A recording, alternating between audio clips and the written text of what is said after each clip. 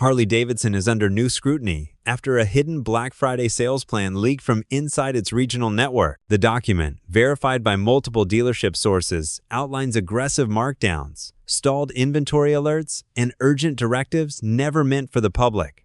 What stands out is the tone, unusually pressured, unusually cautious, and far from the confident posture Harley typically brings into the holiday season. Several sections point to missed targets and forced movement of specific 2023 and 2024 touring models. Watch till the end because the last part of the leak outlines changes that could affect what your Harley is worth, what you should buy, and whether waiting could save you thousands. The leak hits the surface. It started quietly, almost like a rumor whispered across a late-night garage floor. But the shock spread faster than anyone expected. A single file, a single slip, and suddenly Harley's entire hidden Black Friday plan was out in the wild. Not announced, not teased, leaked. Riders who had followed the brand for decades stared at screenshots they were never meant to see. Screenshots passed from one dealership employee to another until they landed in the hands of riders who knew exactly how serious this was.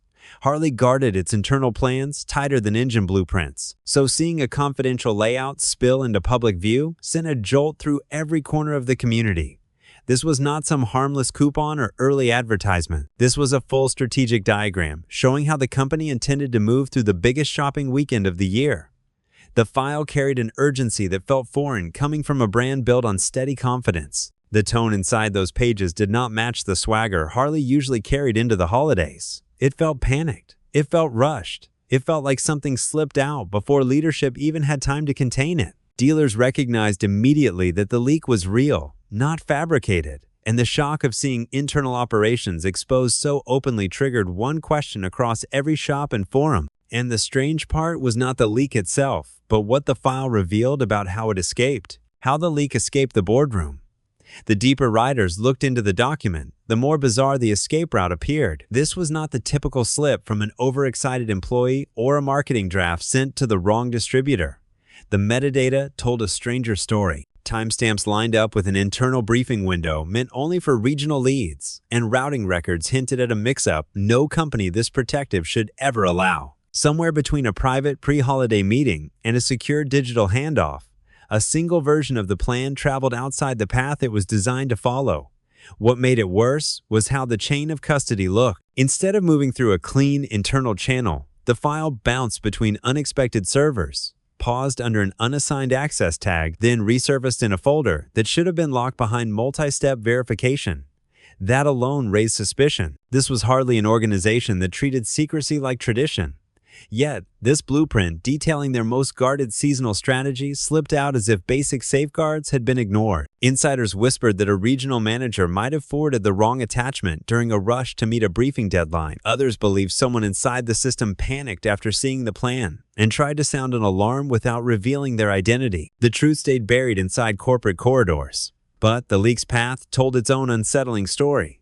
But the real trouble had nothing to do with how the file escaped. It was the disturbing message hidden inside the document itself. Inside the confidential document, the moment employees opened the full version of the file, the tone shifted from confusion to genuine unease. It was not a standard holiday promotion sheet. It looked more like a high-ranking strategic blueprint, the kind used to map out seasonal risk, foot traffic projections, and expected shifts in showroom behavior. Several pages were filled with charts showing projected visitor patterns across different regions, something usually shared only with senior analysts. The inclusion of those charts alone signaled that the document was intended for a small circle of decision-makers rather than broad distribution. Other sections laid out anticipated inventory movement with stark precision, showing month-by-month expectations that revealed how carefully the company monitored showroom flow. There were warnings about potential bottlenecks and notes about ensuring faster rotation in areas where the past year had run slower than average. The tone of the writing carried urgency,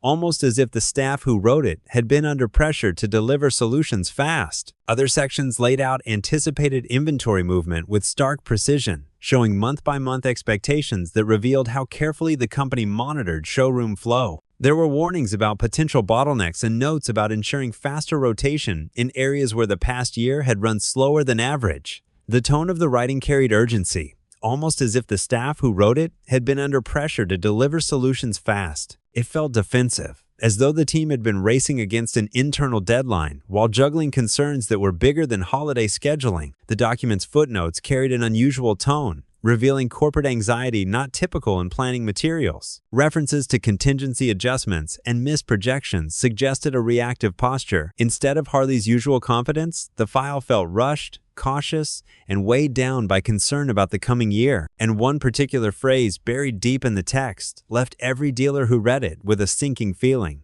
The headlines might change, but the road never does. Harley's immediate lockdown response.